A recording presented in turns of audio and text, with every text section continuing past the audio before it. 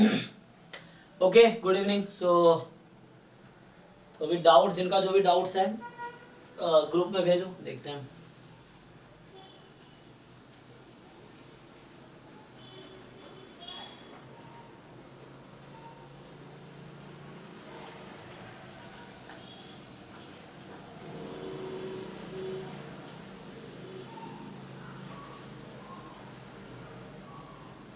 ठीक है ना, आप लोगों में किसी को कुछ डाउट हो प्रीवियस ईयर क्वेश्चन में या असाइनमेंट में या किसी बुक के क्वेश्चन में, कोई भी क्वेश्चन में, तो डाउट ग्रुप में भेजो।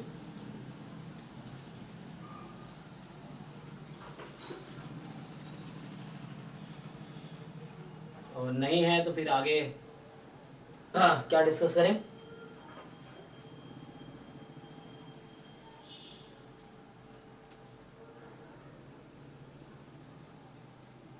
ओके, या फिर ऐसा करते हैं, कल रात को हमने जो 9 to 11 क्लास हुई थी, है ना, उसमें हमने पहले 40 क्वेश्चन डिस्कस किए थे, तो नेक्स्ट 20 क्वेश्चन डिस्कस कर सकते हैं अभी।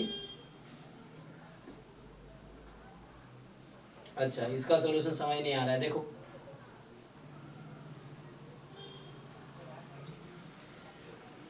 तो ये क्वेश्चन नंबर 17 है,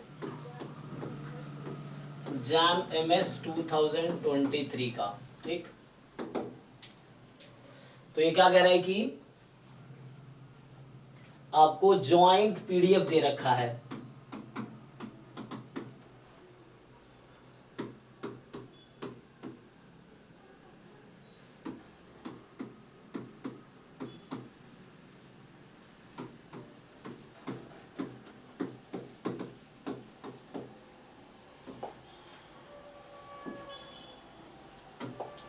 ठीक है।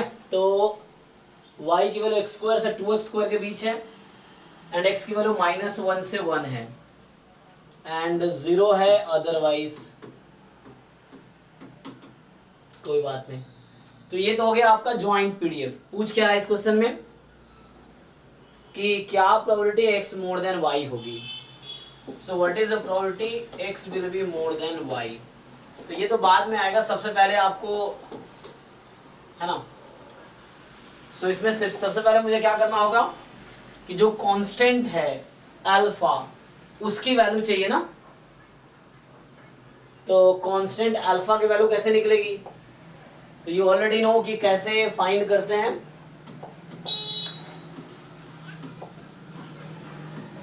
है ना। तो डेफिनेशन यूज कर लो ज्वाइंट PDF का।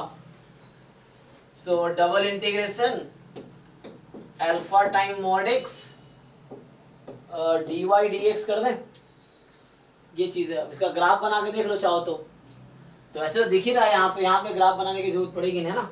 तो वैसे ही तुम्हें दिख रहा है कि लिमिट क्या होगी।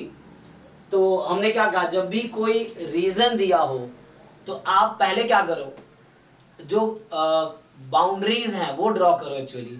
तो बाउंड्रीज क्या है यहाँ पे कि y is equal to x² and y is equal to 2x², ये दोनों कर्व क्या है, बाउंड्री है, तो वो ड्रॉ कर लो। तो x को 1 y1, x2 y4, एंड ठीक है। तो ग्राफ ड्रॉ करके देखो तुम, ग्राफ देखो समझना है तो कुछ पॉइंट ड्रॉ कर लो। जैसे y बराबर x², अगर मुझे इसका ग्राफ ड्रॉ करना है तो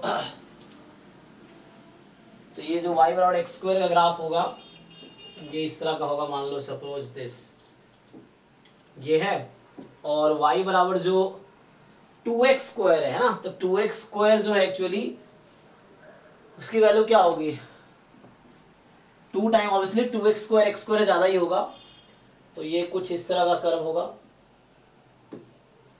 सो this is y is equal to 2x², this is y is equal to x²। x की वैल्यू क्या है, -1 to 1 है, तो मान लो -1 की लाइन यहाँ है, 1 की लाइन यहाँ है सपोज, तो ये है -1 और ये है 1। So this is your reason.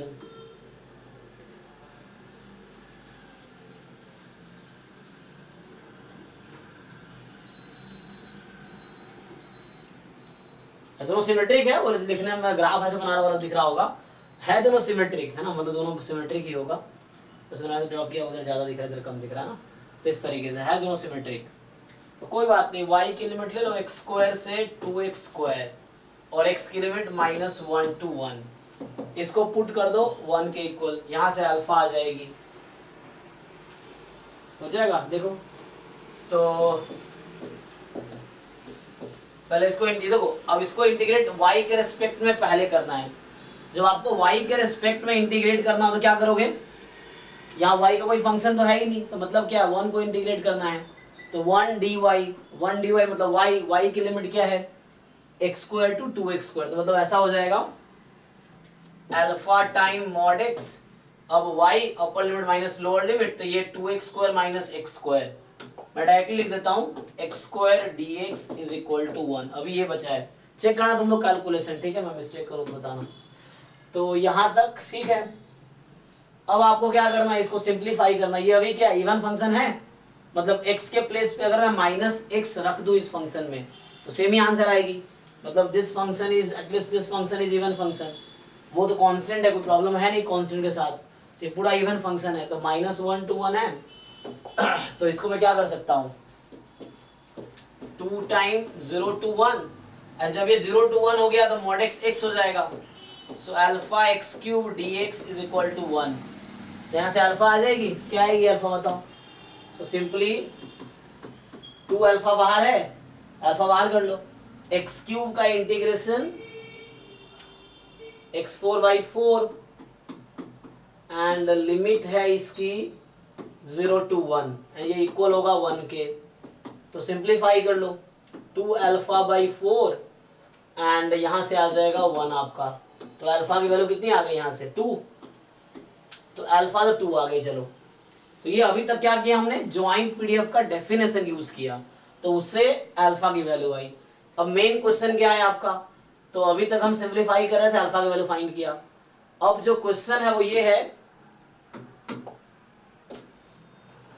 कि what is the probability x more than y, है ना, so what is the probability x more than y, तो ये एक इवेंट है, ये सैंपल स्पेस है।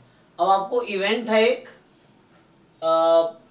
तो ये होगा डबल इंटीग्रेशन, जो ज्वाइंट पीडीएफ है उसको dx dy या dy dx जो आपको ठीक लगे करो, ओवर, मान लो ये रीजन जो भी है e है इवेंट, तो ओवर इवेंट e, बस ये समझ लो, तो मुझे ओवर e इसको इंटीग्रेट करना है, जो भी रीजन है उस रीजन पे मुझे इंटीग्रेट करना है। मैं बोल रहा हूँ मान लो इवेंट e है ये, तो उस e पे इंटीग्रेट करना है मुझे।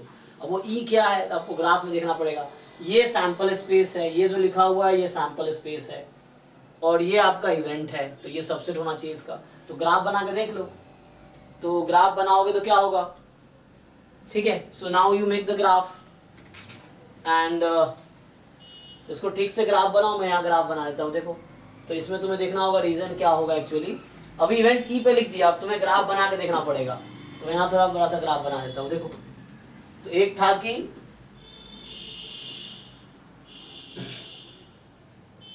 सो ये जो ग्राफ है y is equal to x square का हमने बनाए थे अभी इस रफली, तो है ना, ये ऐसे ही होगा ऐसे, तो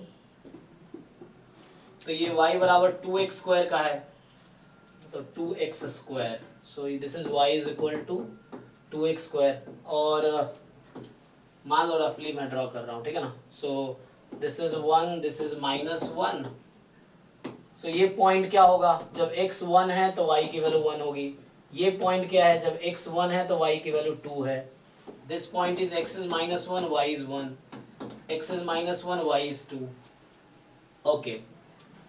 देखो थोड़ा ग्राफ बनाना ही मेन है, हो सकता है आपको ग्राफ में डाउट आ रहा हो, तो ये थोड़ा मैं ना रफली ग्राफ हम लोग बना रहे हैं, ये है ना इस तरह कर्व होता है, तो वो ग्राफ से अभी लाइन जैसा दिख रहा है, मुझे लगा फिर से ठीक से बनाना पड़ेगा, ये पैराबोला है ना।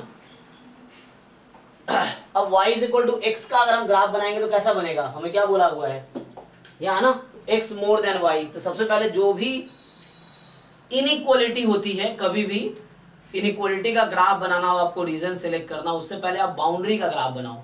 तो बाउंड्री क्या है, x is equal to y, है ना, तो x is equal to y की बाउंड्री ग्राफ बना लो। ये इसी में मैं अगर बनाता एंड अच्छा मैंने ग्राफ बनाने में ना, सो ये हमारा y is equal to x square है।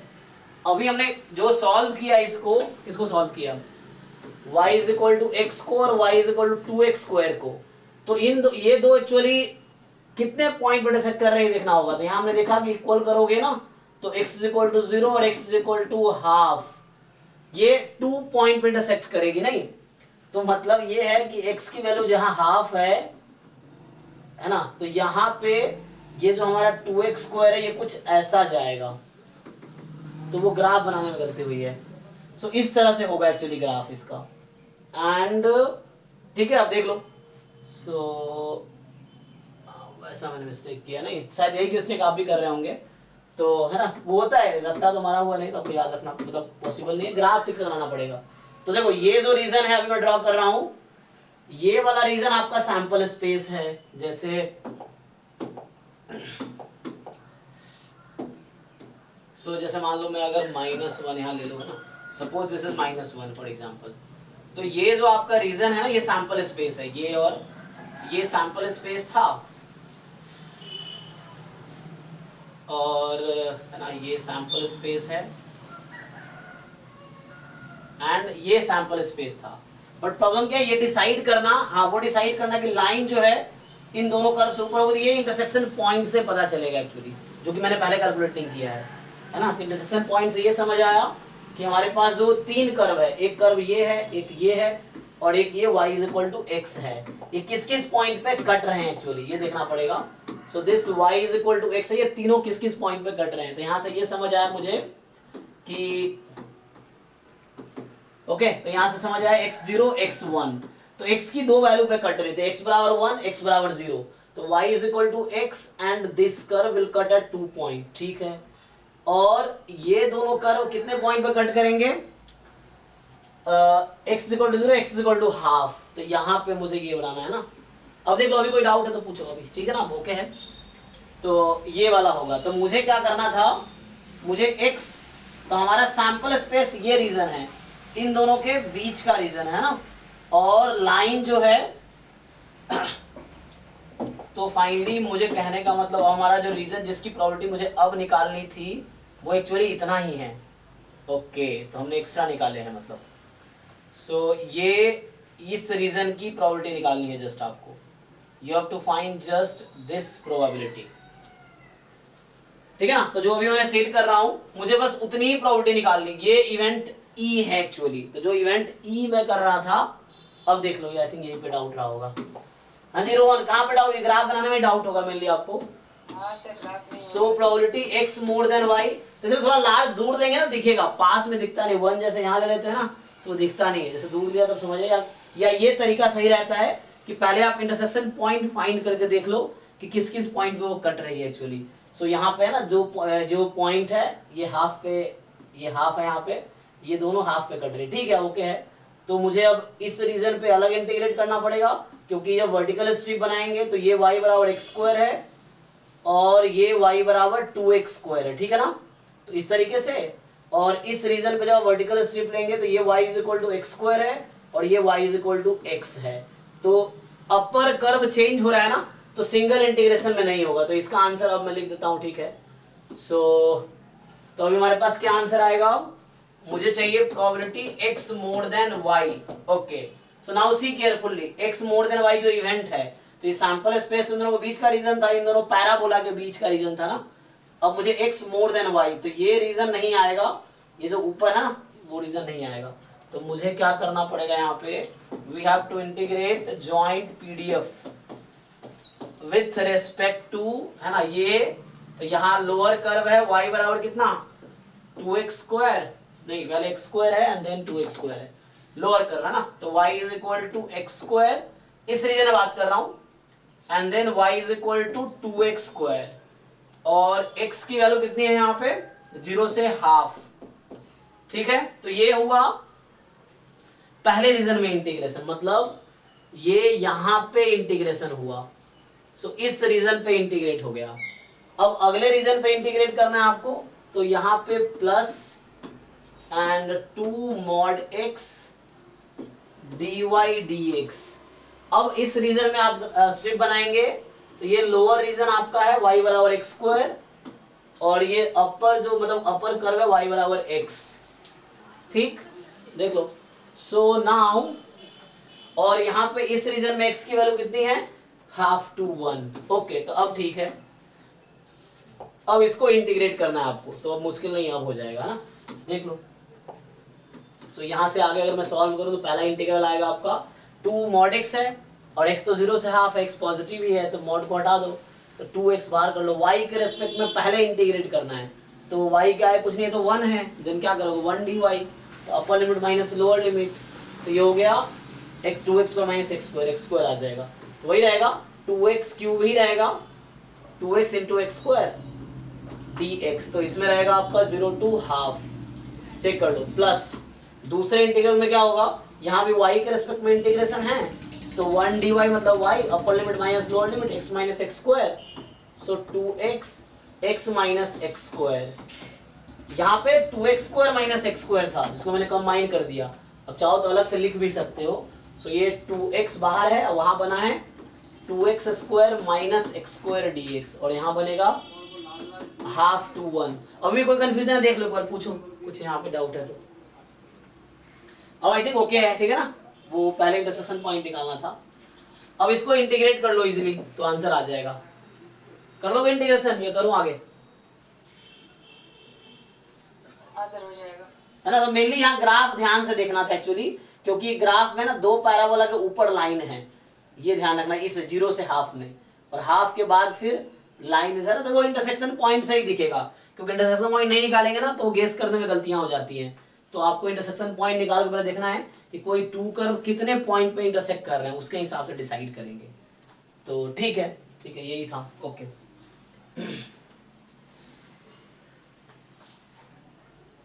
नेक्स्ट जो है हरिओम, चलो ठीक है, ऐसे किसी ने सोल्यूशन भेज रखा था, ओके ठीक है। अब वो ग्राफ बनाने का ही मेन है, तो ग्राफ बनाने में बच्चे गलती करते हैं, जैसे हम भी कर देते हैं ना, तो वो आपको थोड़ा ग्राफ ठीक से पहले इंटरसेक्शन पॉइंट निकाल के बनाओ, तो गलतियां हो जाती हैं, बट वही केयरफुल रहना पड़ेगा एग्जाम में, एग्जाम में गलती करोगे तो मार्क्स कटेंगे, ये चीजें हैं, तो मिस्टेक्स को मिनिमाइज करना है एक्चुअली। देखो जो हरिओम ने भेजा है वो क्या कह रहा है, तो ये क्वेश्चन नंबर 14 है, जैम MS 2000। हमने ट्राई की थी उस क्वेश्चन को, और उस क्वेश्चन एक जगह में हम अटक गए हैं उस क्वेश्चन का, उसका जो एक बार है ना जी, वो जो एक्चुअली जो बोल रहा है आपका, जो SN इक्वल टू SN तो x बार होता है, तो फिर उसका जो वेरिएंस, ये तो हम सेंट्रल लिमिट थ्योरम यूज करेंगे यहाँ पर, तो हमने वो ही यूज करने का ट्राई किया था। तो यहाँ पर जो एक्चुअली वेरिएंस आ रहा है वो तो 1, मतलब वो नंबर आ रहा था, और उसके मतलब रूट n आएगा, तो फिर वो हम मतलब वो to the power root n into value आ रहा है, तो वो एक्चुअली रेट आ रहा है माइनस इंफिनिटी से इंफिनिटी तक आ रहा है, तो उसका वैल्यू 1 हो रहा है, ये क्या हो सकता है? मैं देखता हूँ सॉल्व करेंगे। हाँ, तो ठीक है ना, तो देखो आपको बस ये देखना है कैसे सॉल्व करना। देखो मुझे किसी सॉल्यूशन का रट्टा, किसी का सॉल्यूशन नहीं है, मैं सॉल्यूशन स्टार्टिंग से अप्रोच करूंगा। ये क्वेश्चन अगर अगली बार तुम 10 दिन बाद भी पूछोगे वैसे ही अप्रोच करूंगा, तो मैं यही सीखना है, हाउ टू अप्रोच क्वेश्चंस, और तो वही आपको समझना है कि हाउ टू अप्रोच। देखो मैं ट्राई करता हूँ जैसे, हाँ क्वेश्चन 14 कौन सा क्वेश्चन, क्वेश्चन 14 या क्वेश्चन कुछ अलग से क्वेश्चन? क्वेश्चन 14 ग्रुप में देखो आप, नेक्स्ट क्वेश्चन 14 नंबर क्वेश्चन, अच्छा मैं 15 का आंसर बोल रही थी। अच्छा NSC 14 देखो। सो 14 में जो है वाई आई मैं अज्यूम कर रहा हूँ xi बाई आई, क्योंकि इसमें यूज किया हुआ है क्वेश्चन, देखो आप लोग। सो यहाँ पे क्या है, तो हमें PMF दे रखा है ना, तो i से डिवाइड कर दोगे तो Y I is equal to 1, इसकी प्रोबेबिलिटी है 1/4, and Y I is equal to 2, इसकी प्रोबेबिलिटी है 3/4। ठीक है यहाँ तक, तो वाई आई अगर 1 है तो 1/4 एंड 2 है तो 3/4, तो ये वाई आई मैंने इसका नाम दिया है। तो मैं रीफ्रेम कर रहा हूं, तो ये एक PMF है वाई आई का। आपसे क्या पूछा है कि for the real constant C1 C2 C1 upon root n summation, तो xi अपॉन i को मैं yi बोल देता हूं, and plus C2 time root under n, this converges in distribution, ठीक है, converges in distribution to normal 0 1, ठीक है। तो इसमें दो अप्रोच हो सकता है, एक तो डायरेक्टली आप सेंट्रल लिमिट थ्योरम लगाने की कोशिश करो, तो है ना, कहने का मतलब क्या है कि इसका जो CDF है when you take n tends to infinity so that will same as the CDF of standard normal, ये मतलब है कि स्टैंडर्ड नॉर्मल का CDF के ही इक्वल आएगा, है ना। ये Z है, मतलब दिस इज कैपिटल Z, तो मतलब कैपिटल Z के इक्वल आएगा। सो इसका distribution as n tends to infinity will be this. तो कोई बात नहीं, मीन लगा लो। तो व्हाट इफ अगर इसमें √n मैं कॉमन ले लूं तो क्या होगा, यू टेक √n आउटसाइड, ठीक, तो क्या बचेगा, अब √n बाहर करो इसमें से, सो C1 1/n, ठीक है ना, summation yi plus C2, check कर लो एक बारी। तो कैलकुलेशन ध्यान देना है ना, अगर मुझसे मिस्टेक हो जाता है तुम लोग नोट जो मैं कर रहा हूं तुम भी नोटबुक में लिख के देखो, और ठीक है। सो √n हमने कॉमन लिया, तो √n कॉमन लिया तो 1/n C1 summation yi, this converges in distribution to Z and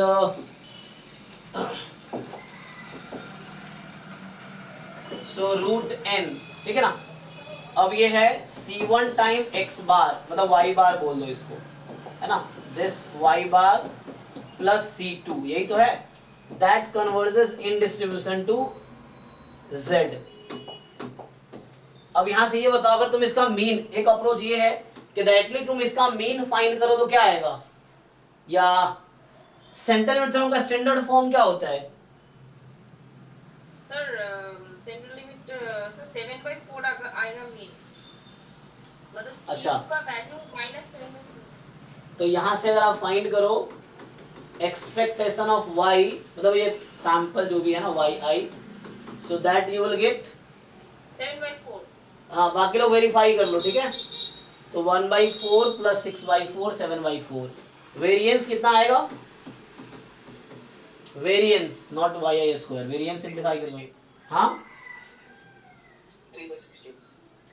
variance 13/4 -7/4, हाँ, सिंप्लीफाई करके बताओ क्या आएगा, 3/16, ठीक है ना, ओके। तो ये आपका आ गया। अब आप एक काम करो कि इस पूरे का मीन अगर आप कंसीडर करो तो मीन क्या आएगी,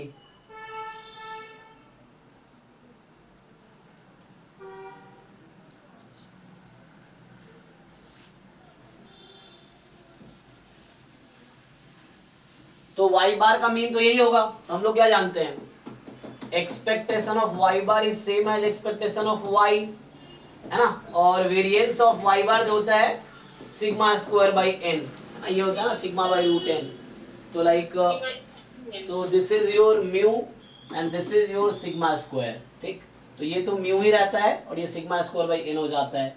तो अगर इसको तुम उसमें फिट करना चाहो, जैसे मैं अगर फिट करने की कोशिश करूं, तो सेंट्रल लिमिट थ्योरम का स्टेटमेंट क्या जानते हो आप लोग, ये होता है ना कि y bar minus mu,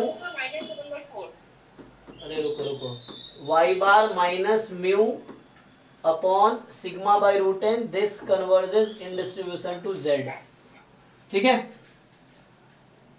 so can you make like this, इसको बनाओ ऐसा,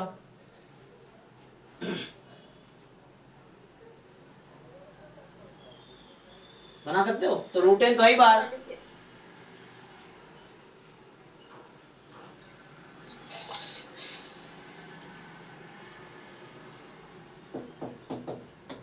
देखो C1 कॉमन लो पहले, तो y bar plus C2/C1 upon 1/C1, is it, ऐसा लिख सकते हैं, चेक कर लो, ठीक है, कैलकुलेशन, यस सर। हाँ, अब उसको उससे कंपेयर करो, क्या मिल रहा है तुम्हें, you compare it with that, 1/C1 की वैल्यू सर सिग्मा की इक्वल होती है और म्यू की वैल्यू C2 माइनस में हाँ, तो यहाँ से जो सिग्मा है आपका वो √3/4 है ना, यहाँ से, और ठीक है। तो देखो जरा कंपेयर करके, तो कंपेयर अगर मैं करूँ तो -C2/C1 इज इक्वल टू ये माइनस नहीं है तो माइनस लगा रहा हूँ, इक्वल टू म्यू, या तुम उल्टा भी कर सकते हो कि C2 अपॉन C1 जो है वो इक्वल है माइनस ऑफ म्यू के, तो माइनस ऑफ 7/4 के एंड 1/C1, ये सिग्मा की जगह है, सिग्मा की वैल्यू है √3/4। जरा इससे इंडिविजुअली वैल्यू निकाल कर ट्राई करो क्या आएगा। तो C1 की वैल्यू आएगी 4/√3 एंड C1 पुट कर दो तो C2 C2, है 7/√3। तो यहाँ से हम चेक करेंगे C2 की वैल्यू, सो -7/4 इंटू C1 है ना, तो 4/√3, तो ये आ गया -7/√3। पूछा क्या है आपसे, 3C1 plus C2, so check कर लो क्या आएगा, √3 टाइम 3C1 प्लस C2, सो √3 टाइम 3 टाइम्स C1 मतलब, 3 into 4 5 या इसको मल्टीप्लाई कर दो पहले, क्या दिक्कत, देखो इसको ओपन ही कर दो तुम, तो ओपन कर दोगे तो कितना हो जाएगा 3√3 C1 प्लस √3 C2, सो 3√3 C1 क्रॉस मल्टीप्लाई करोगे तो 12 पहला टर्म, यस सर, और √3 C2 -7 तो कितना आएगा 5। 5 आंसर है कि नहीं। 5 सही है सर। ओके, तो ये एक मेथड हुआ कि मैंने क्या किया इसको, कि जो सेंट्रल लिमिट थ्योरम का स्टैंडर्ड स्टेटमेंट है, अब जिन लोगों को सेंट्रल लिमिट थ्योरम याद होगा उनको ये भी याद होगा कि है ना y bar minus mu upon, ये नीचे भी लिखते हैं क्योंकि यहाँ मैंने बाहर लिखा हुआ इसलिए इसको है ना सिग्मा अपॉन √10, तो उसको उधर लिख दिया, ठीक है। सर सो ये स्टेटमेंट सेंट्रल लिमिट थ्योरम का, इसके जैसा बनाया मैंने इसको, बिल्कुल सेम तरीके से फ्रेम किया, अब कंपेयर कर लिया कि ये इसके इक्वल, ये इसके इक्वल, उससे आ गया। दूसरा तरीका क्या था कि डायरेक्टली तुम मीन वेरिएंस निकालते तब भी हो जाता मतलब you find the mean of this quantity, ठीक, इसका मीन निकालो और इक्वल टू रखो 0 के, when n tends to infinity, करके देखो क्या आएगा, एंड इसका वेरिएंस निकालो, या इनफैक्ट यहाँ पे आ जाओ, ये आसान रहेगा, इस क्वांटिटी का वेरिएंस निकालो and then you put 1 as n tends to infinity, तो उससे भी मिल जाएगा, आंसर आ जाना चाहिए, है ना। मतलब इसमें अगर मीन निकालते तो क्या होता, √n C1 म्यू, म्यू है मेरे पास 7/4, तो 7C1/4 प्लस C2, लेकिन वैसे तो प्रॉब्लम ये तुम्हें लगेगा कि हाउ टू यूज n, है ना, तो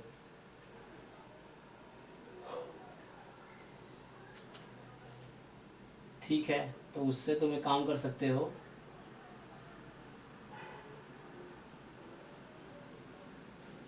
सर n equal to 2 होगा ना।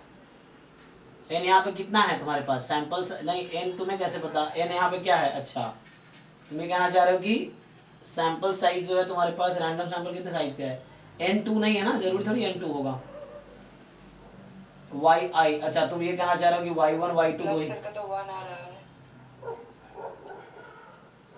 अच्छा ठीक है, n को 2 रख दो तो क्या आएगा, सर दो इक्वेशन बनेगा, हाँ 7C1 plus 2C2 n equal to 0 आएगा, हाँ मीन का और वेरिएंस का और इक्वेशन आएगा, दोनों मिला के एक ही आंसर आ जाएगा। आ जाएगा, क्योंकि हमने ये yi सैंपल में कन्वर्ट किया है, तो yi तो xi का रैंडम सैंपल था, yi तो में तो दो ही वैल्यू है, y1 या तो है ना, तो yi i12 dot dot dot, अच्छा नहीं तुम चेक करना उस मेथड से, पता नहीं हुआ, मैं तो स्टैंडर्ड वे में सॉल्व किया, दिस इज फाइन, वो दूसरा चेक करना तुम उससे भी चेक, आया है वैसे ही किया है। अच्छा उससे भी आंसर सेम आया है, ओके ठीक है फिर, तो n को 2 रख के, हाँ क्योंकि y1 y2 y के पास दो वैल्यू है, ठीक है,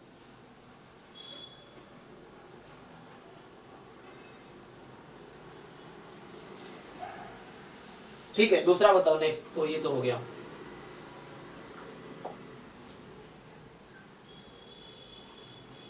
अच्छा ये तो सुजील ने भेजा है, नेक्स्ट जो है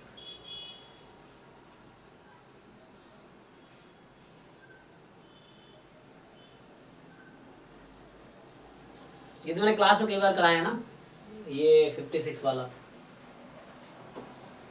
अभी कुछ दिन पहले भी मैंने कराया था क्वेश्चन, अभी 2 दिन पहले भी कराया था, उससे पहले भी करा रखा, वीडियो अपलोड यूट्यूब पे भी है।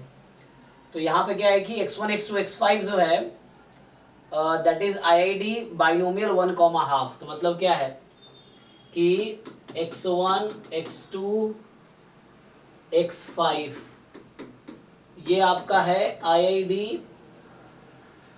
बाइनोमियल 1,5, मतलब बर्नौली है ना। So this is Bernoulli distribution and k आपको दे रखा है इस क्वेश्चन में। k की जो वैल्यू है वो है x1 से लेके, ठीक। तो k का डिस्ट्रीब्यूशन क्या होगा बाइनोमियल 5 जी, बाइनोमियल 5,5 हो गया आपका, ये k का डिस्ट्रीब्यूशन आ गया। अब उसके बाद आपको u इन्होंने ना ऐसे नहीं डिफाइन किया, u इसने क्या किया है थोड़ा सा घुमाया है ना। तो x1 plus x2 up to xk तक लिया है। अब ये खुद k रैंडम वेरिएबल है, तो इंडेक्स है वो खुद रैंडम वेरिएबल है।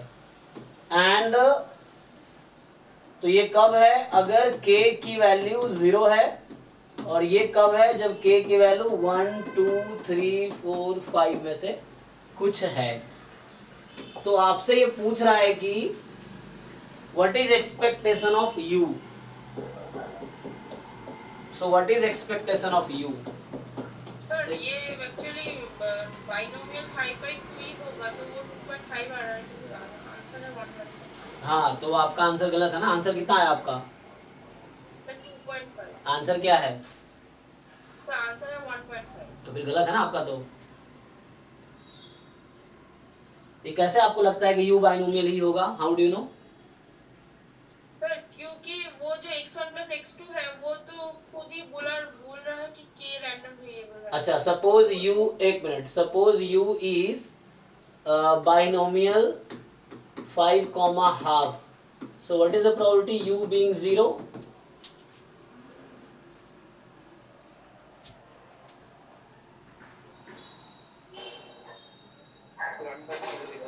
वन बाई टू ही होगा। and what is u being 1?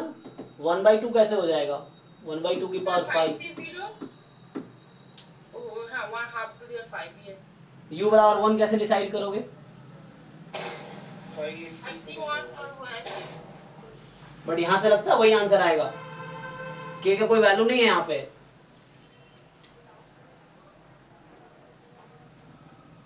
ये सम k तक है ना, इज इट टिल 5। क्या आपको लग रहा है u और k सेम है, writing this so you want to say u and k are same.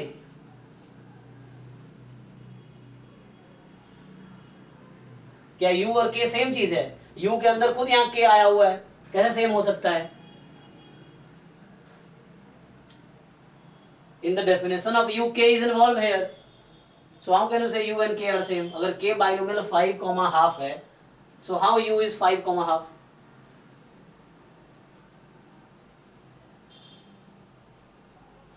हाँ, suppose if it is, so according to you it should give you answer 5c1 something this। अगर ये true है suppose, so 5c1 half की power 1 half की power 4, but you find this way and see whether they will give you same answer, they will not give you same answer। u is equal to 1 when you are assuming this is this, but now find u is equal to 1 using this definition, how will you find।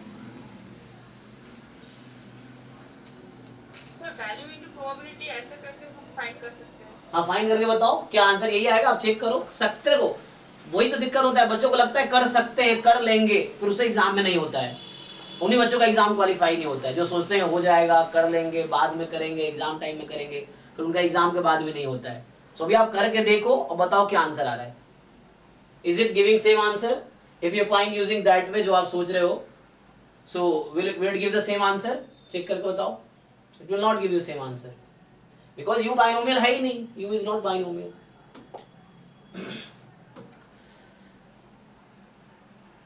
सो यहाँ index में k है, तो k 1 के लिए अलग से find करना होगा, 2 के लिए it will take you lot of time to find. Probability u is equal to 1 अगर पूछ रहे आपसे क्या होगा, So it will take you a lot of time to find from here. क्योंकि K1 है तब कैलकुलेट करो, K2 है तब कैलकुलेट करो, K3 है तब कैलकुलेट करो, K4 है तब कैलकुलेट करो, K5 है तब कैलकुलेट करो, and see in that way what answer comes.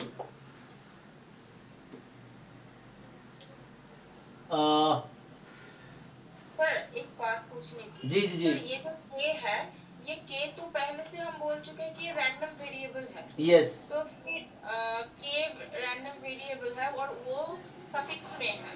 हाँ। तो यहाँ पर एक सिक रैंडम वेरिएबल उसका सफिक्स में क्या रैंडम वेरिएबल कभी हो सकता है? हाँ हो सकता है, व्हाई नॉट। ऐसे बहुत सारे क्वेश्चन गेट में आए हैं, इसका मतलब आपने गेट और जैम का पीवाई को सॉल्व नहीं किया है। किसी को भी एग्जाम क्वालिफाई करना है तो मैं पहले बता दे रहा हूँ, सिलेबस का एक एक चीज तुम्हें आता हो, डेफिनेशन, थ्योरम्स, रिलेटेड कॉन्सेप्ट्स, उसके बाद जितने पिछले 10-20 साल के क्वेश्चंस हैं वो आपको सॉल्व करना आता हो, तभी आप उम्मीद कर सकते हो आपका एग्जाम निकलेगा। जो क्वेश्चन आपके सामने ऑलरेडी अवेलेबल है, जो पीछे आ चुके हैं, अगर वो आप नहीं सॉल्व कर पा रहे हो तो आने वाला कैसे सॉल्व कर दोगे आप? एटलीस्ट वो कॉन्सेप्ट रिपीट हो सकता है बट आप कर ही नहीं पाओगे। तो you first have to see all that concept that has already been asked. तो आप वो कॉन्सेप्ट देखो ना क्या कॉन्सेप्ट है। इस तरह क्वेश्चन बहुत सारे एग्जाम में आए हैं जहां इंडेक्स में पैरामीटर है ऑलरेडी, जैम में भी आया, गेट में भी आया हुआ है। सो यू हैव टू सी। इसलिए बोलो 4-5-10 बार पीवाईक्यू सॉल्व कर लोगे ना तो एक भी क्वेश्चन नहीं छूटेगा। बच्चा एक बार भी ढंग से नहीं करता है, उसको लगता है उसने किया लेकिन करता नहीं है। जो रिपीटर्स हमको पता है, रिपीटर्स जब एग्जाम देने तुम जा रहे थे लास्ट टाइम, तुम्हें लग रहा होगा तुम्हें सब पीवाईक्यू आता है, अभी तुम्हें आज ऐसा लग रहा होगा नहीं आता है। ऐसा कैसे हो गया कि आज से 6 महीने पहले तुम्हें लगता था सब आता है और आज नहीं आ रहा? ऐसा कैसे हो गया? क्योंकि तुमने ढंग से रिवाइज ही नहीं किया। तुम 4-5-10 बार सॉल्व करते हो उसी पीवाईक्यू को, 5 बार अगर सारे पीवाईक्यू सॉल्व करके देखो तो देखो तुम्हें एक्चुअली क्या होगा, जब 5वीं बार सॉल्व कर रहे होगे ना तब भी तुम्हें ये रियलाइज होगा कि जब 4th टाइम तुमने सॉल्व किया था कुछ चीजें मिस हो गई थी, जो तब तुम्हें रियलाइज नहीं हुआ, वो 5वीं बार में रियलाइज होगा। इवन 6th टाइम सॉल्व करोगे ना, स्टिल यू विल रियलाइज कि in the 5th time you missed something that you are getting to know this time. ऐसा होगा, ठीक है। इवन मैं 4 साल से पढ़ा रहा हूँ तभी तुम देखो कई सारे क्वेश्चन में गलती कर लेता हूँ, पिछले क्वेश्चन में गलती कर दिया, तो ऐसा हो जाता है। रट्टा तो नहीं हो सकता ना, तुम्हें कॉन्सेप्ट बिल्ड करने, वो तभी तुम्हारा बहुत स्ट्रांग होगा जब बहुत सारे क्वेश्चन प्रैक्टिस करोगे। गलतियां ठीक है, it's a part of the journey, गलती मैं भी करता हूँ तुम भी करोगे, लेकिन उसी को मिनिमाइज करना है। But you have to solve that question, है ना। तो ऐसे बहुत सारे क्वेश्चन एग्जाम में ऑलरेडी आए हैं जहां पे इंडेक्स में पैरामीटर है ना। और if you are not remembering में तो आपको पीवाईक्यू पे कमांड नहीं है, पहले पीवाईक्यू ढंग से सॉल्व तो कर लो, उससे बहुत सारे कॉन्सेप्ट आपके क्लियर हो जाएंगे। So okay, so how to do, तो चलो डबल एक्सप्रेशन लगाकर चेक कर लो। So E of u is E of u given k, ऐसा लिख सकते हैं? Okay, now what is your u? So sir ऐसे लिख सकते हैं सर, ये भी बता दीजिए। हाँ सर ये जो आपने लिखा u given k, सर ये बता दीजिए कैसे लिखा मतलब। हाँ, तो ये तुम अभी 7 to 9 बैच अटेंड करते हो? No sir. हाँ, सर एक्चुअली से वो टाइम नहीं रहता ना मेरे पास। तो बैच 1 की रिकॉर्डिंग देखा आपने 9 to 11 वाले में? जिसमें वो देख रहे हैं सर, तो उसमें ये कंडीशनल एक्सपेक्टेशन वाले टॉपिक जाके देखो, उसमें ये फॉर्मूला है। यही तो मेरा कहना है कि अभी तुम कमांड करो पीवाईक्यू पे और सिलेबस पे, फिर टेस्ट सीरीज दो पूरा। अभी भी दे सकते हो बट तुम्हें सीखना है, somehow you have to learn, किसी भी तरीके से सीखना है। जैसे मान लो आपको लगा कि ये कैसे आया, तो अब ये टॉपिक जाके पढ़ो। मैं तो अपना स्टडी बताऊं, मैं कभी एग्जाम में कोई प्रिपरेशन शुरू किया ना, मैंने प्रीवियस पेपर से स्टार्ट किया है कि मैं सॉल्व करके देखता हूँ कि 60 में कितने क्वेश्चन मुझे आ रहे हैं। मान लो 4 ही क्वेश्चन आ रहा है, मुझे पता है 56 नहीं आ रहा है, अब उन 56 का मैं थ्योरी जाके पढ़ूंगा तब कि इसमें ऐसा क्या है जो मुझे नहीं आता, मैं पढ़ के फिर वापस उस क्वेश्चन सॉल्व करूंगा। So like if you don't know this theory, you read about it कि ये क्या है, फिर वापस आओ इस क्वेश्चन पे, फिर आपको समझ आएगा अच्छा क्यों लिख रहे हैं ऐसा हम, है ना। ताकि तुम्हें somehow तुम्हें एग्जाम को, कुछ बच्चे बहुत नॉलेज के पीछे पड़े रहते हैं, somehow you have to qualify the exam, तो तुम्हें ना एग्जाम की रिक्वायरमेंट क्या है, उस रिक्वायरमेंट को समझो और उसके हिसाब से वर्क करो स्मार्ट वे में।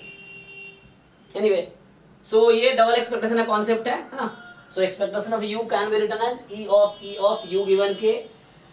अब हमारे पास क्या है, u इज एक्चुअली देखो u अगर 0 हो जाए तो कोई फर्क पड़ेगा इसको क्या, मतलब लाइक u अगर 0 तो 0 ही हो जाएगा ना ये तो, when u is 0, क्योंकि u की वैल्यू 0 है तो प्रोबेबिलिटी कुछ भी हो क्या ही फर्क पड़ता है। तो नॉन जीरो के लिए मेनली काम करना है, when u is 0 it will not affect। अच्छा ये बताओ, एक हमने क्या पढ़ा था कॉन्सेप्ट, हाँ अभी x is, okay so if I ask you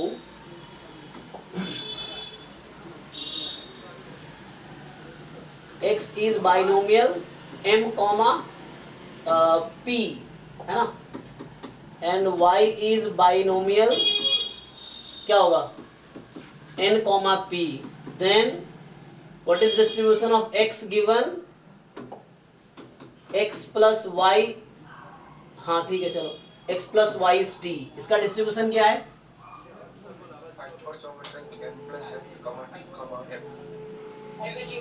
है ना, so this is hypergeometric, so this has distribution hypergeometric, sum of these two parameters m plus n, then t, and then the parameter of the first one is m. Okay, so then what is the expectation of this, I mean this distribution, so expectation of x given x plus y is equal to t, ये किसके equal होता है, तो आप है ना, तो हम लोग ये जानते हैं कि when x is hypergeometric, capital N जो नोटेशन बुक में फॉलो रहता है, capital M small n, so expectation of x is what, small n, ये होता है ना, तो इसको यूज कर लेते हैं, तो देख लो पैरामीटर ध्यान से देखो, u compare with the same, so है ना। अच्छा कुछ बच्चा मुझे कुछ ये भी कह रहा था सर मैं लास्ट में पीवाई करूँ तो क्या होगा, तो मैं कह रहा हूँ लास्ट में ठीक है, लेकिन प्रॉब्लम ये होता है लास्ट में तुमने दुनिया भर के कोचिंग के असाइनमेंट कर लिए, ठीक, अब पीवाई की उठाओगे तुमसे होगा ही नहीं, अब तुम एग्जाम के 4 दिन पहले शुरू कर रहे हो तो क्या करोगे, क्वेश्चन ये है, अगर तुमने पीवाई को सॉल्व करना 4 दिन पहले शुरू किया, तुमसे क्वेश्चन हो ही नहीं रहा, फिर तुम क्या होगा तुम्हारा, तुम तो फ्रस्ट्रेट हो जाओगे, तो एग्जाम से पहले ही तुम्हें लगेगा तुम्हारा नहीं होने वाला है ना।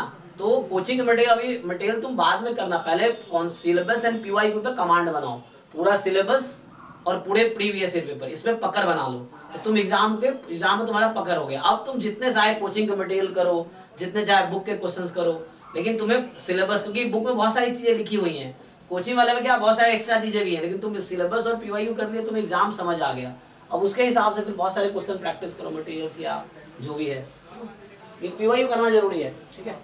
सो एनीवे इसको अप्लाई करो, so E of x given x plus y is equal to T,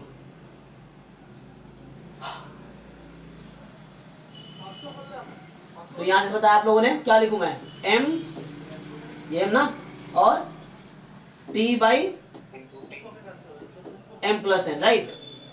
चलो सो सी हियर, ध्यान से देखो यहाँ पे, सो ये जो हमारे पास है u गिवन k, तो ये है एक्सपेक्टेशन, व्हाट इज u, तो देखो जब u की वैल्यू 0 है तो एक्सपेक्टेशन 0 हो जाएगी, तो वो टर्म हट जाएगा, 0 प्लस वो हटा दो, वो टर्म मत लो। Now I am working on this, so you write this x1 plus x2 up to xk given k क्या है तुम्हारा, x1 plus x2 plus x3 plus x4 plus x5 is equal to,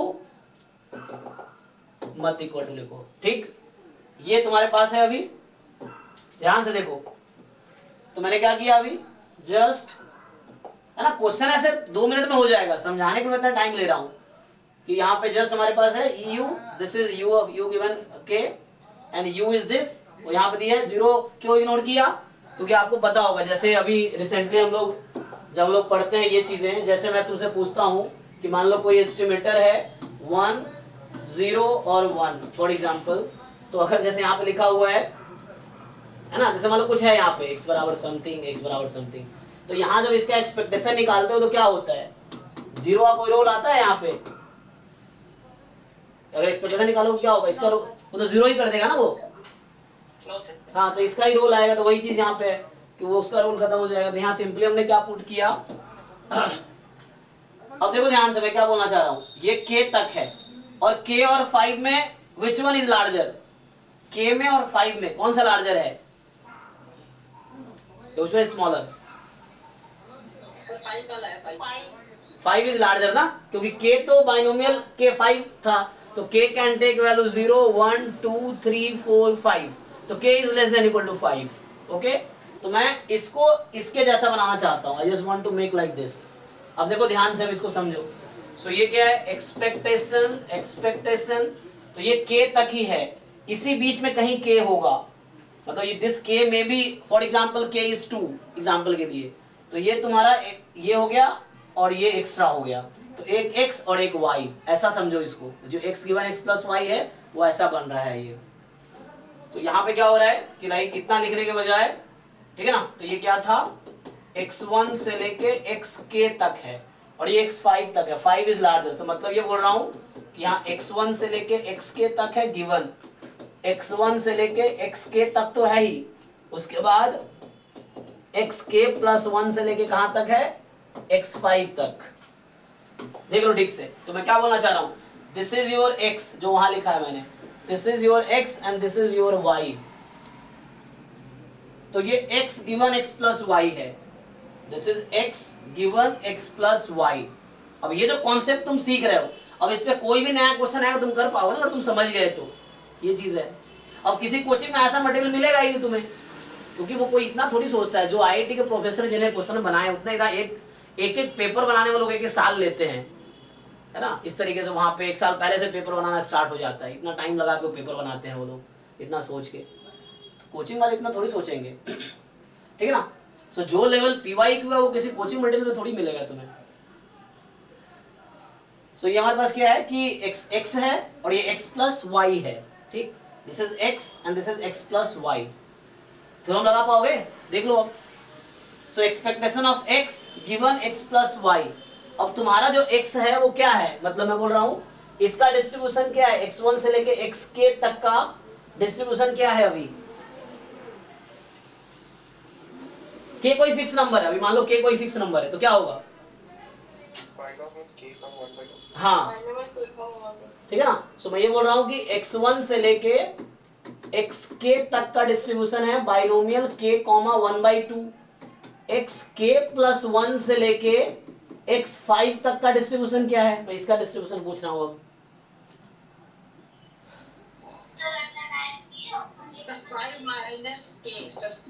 हाँ, अरे रुको, ध्यान से सोचो, कितना 4 माइनस के 4 माइनस के क्यों हो जाएगा, k प्लस 1 से लेकर 5 तक कितने टर्म्स हैं सर. तो 5 माइनस के प्लस 1 करेंगे ना सर. देखो 1 2 3 k प्लस 1 अप टू 5. तो मुझे ये बताओ ये कितने टर्म है, ये टर्म्स है, और टोटल कितने टर्म्स हैं, 5 तो ये कितने टर्म बचे, 5 माइनस के माइनस 1 माइनस के माइनस 1 होगा.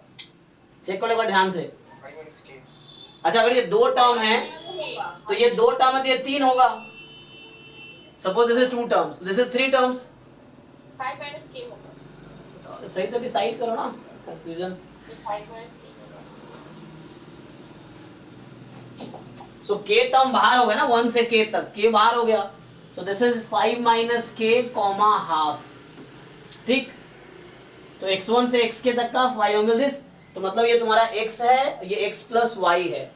सो इसका डिस्ट्रीब्यूशन कितना है, तो ये जो डिस्ट्रीब्यूशन कितना आ गया अब तुम्हारे पास. सो ये जो क्वांटिटी लिखी हुई है इसका डिस्ट्रीब्यूशन क्या आ गया, इसका डिस्ट्रीब्यूशन क्या है ये पूछ रहा हूं मैं. सो x1 से लेके xk तक गिवन x1 से लेके x5 तक, इसका डिस्ट्रीब्यूशन क्या है, हाइपरजियोमेट्रिक के 5 माइनस के m प्लस n. तो m प्लस n क्या, दोनों सम कर लो, तो m प्लस n इसके साथ कंपेयर करो, तो m प्लस n इज 5. फिर अगला क्या है t, मतलब गिवन क्या है तो जो भी वैल्यू होगी. तो लेट से अभी इसको तुम मान लो कुछ k है, फॉर एग्जांपल अभी के लिए कैपिटल K मान लो इसको. यहाँ क्या दिया था हमें, k ही दिया था, कैपिटल K है, तो इक्वल टू मान लो capital K is equal to small k के टर्म में लिख लो. For example this is your k, है ना. So this is your k ना, सो मान लो k है, so this is k and next क्या आएगा, this is your k only ना, k तो यही दे रखा है ना. हाँ के हाँ जी और अगला m, ओ ध्यान से देखो, तुक्का नहीं लगाने हैं, दिस इज जस्ट k, ठीक है। तो x1 से xk given this is equal to k, इसका डिस्ट्रीब्यूशन ये है आपके पास, ओके। हाँ, इसकी जो भी वैल्यू होगी, यही ना, k की वैल्यू वही तो था, k जो भी है तो इक्वल टू k है यहाँ पे, this is your k, capital K actually. अब इसका बताओ मुझे, इसका एक्सपेक्टेशन क्या होगा, what is expectation of this distribution?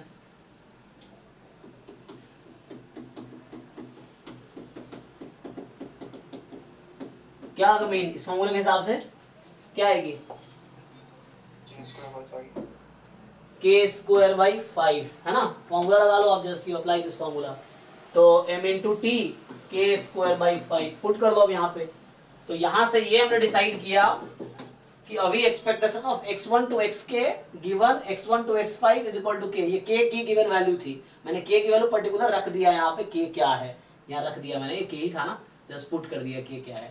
So that's you get it k square by 5, 1/5 बाहर कर लो, एक्सपेक्टेशन ऑफ k स्क्वायर निकाल पाओगे, k का डिस्ट्रीब्यूशन क्या था, तो आ जाएगा ना, k का डिस्ट्रीब्यूशन है बाइनोमियल 5, हाफ, तो यहां से एक्सपेक्टेशन ऑफ k का डिस्ट्रीब्यूशन है ये, k निकालो और एक्सपेक्टेशन ऑफ k स्क्वायर बताओ क्या आएगी। जैसे एनपी होता है 5/2, वेरिएंस निकालते तो एनपीक्यू, हाँ सिंप्लीफाई करके बताओ, पेन पेपर है तुम्हारे पास, सिंप्लीफाई करके बताओ।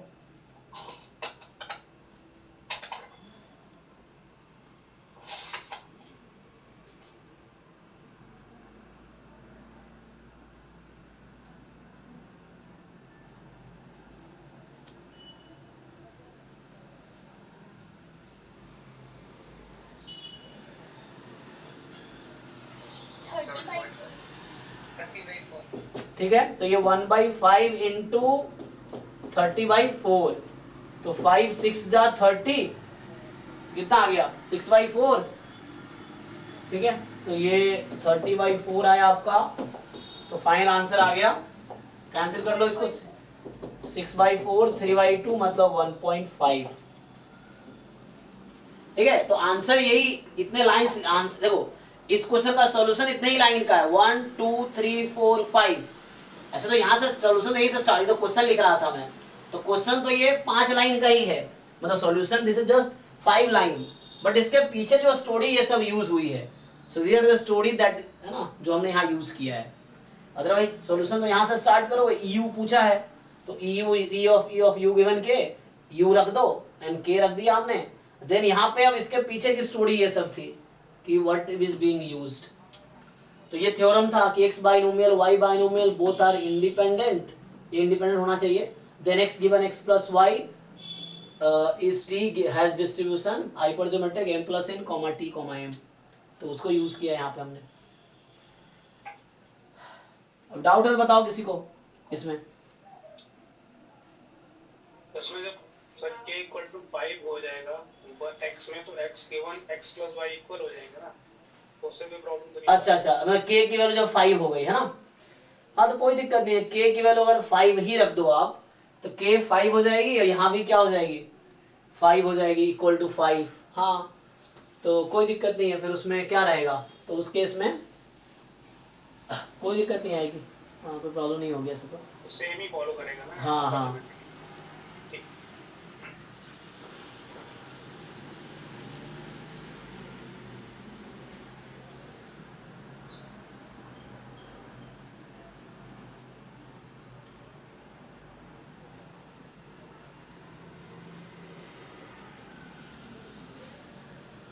सेम ही रहेगा, फिर भी कोई दिक्कत नहीं।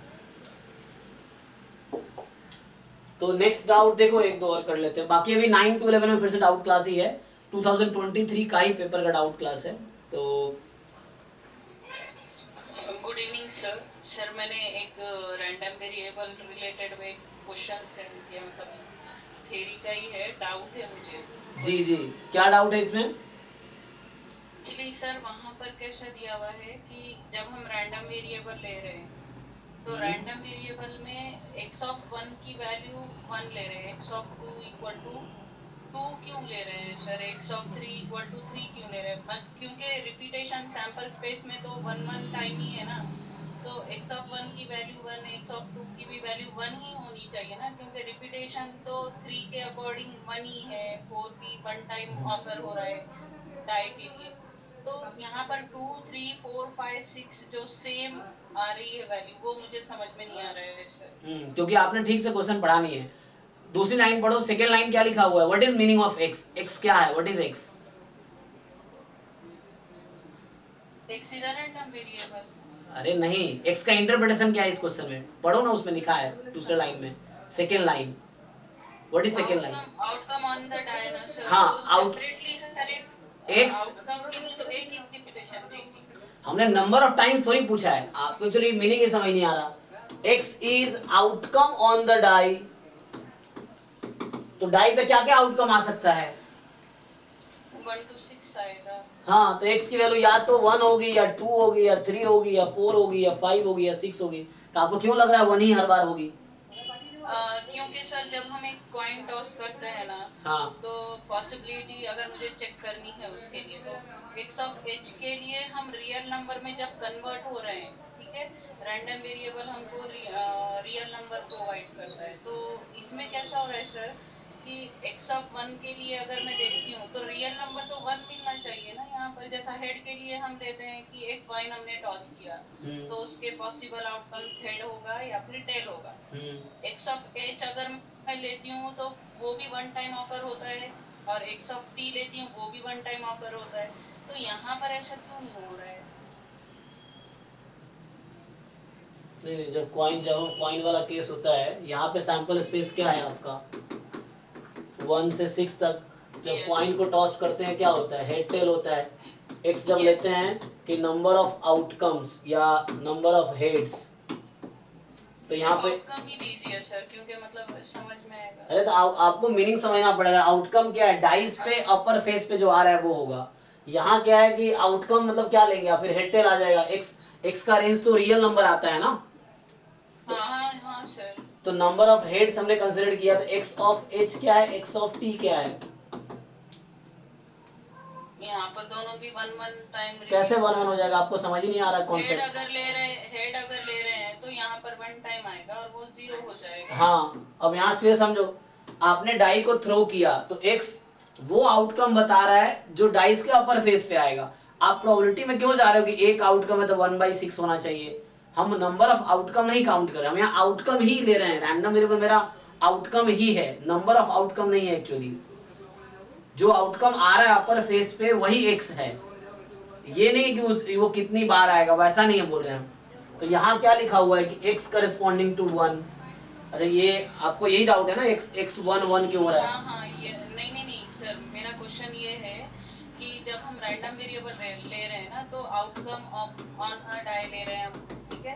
तो x ऑफ 1 जब हम ले रहे हैं वो तो 1 आ रहा है, ठीक है। तो फेस तो हमको 2, 3, 4, 5, 6 मिल रहा है उसके, तो फेसेस तो 1 टाइम ही रिपीट हो रहा है ना। तो जब हम रियल नंबर लेते हैं तो हमने कहाँ बोला 2 टाइम रिपीट हो रहा है?